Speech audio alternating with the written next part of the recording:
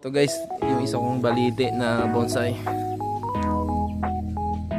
Malaki na yung puno niya pero kulang pa siya sa training.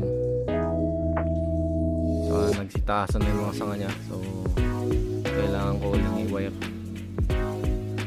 Ito kaya magandang suggestion dito mga bonsai. Ito pa isa. Naka ano siya sa bato. Nakaugat. Taasan na rin yung mga sanga niya. Kailangan ko na rin triman.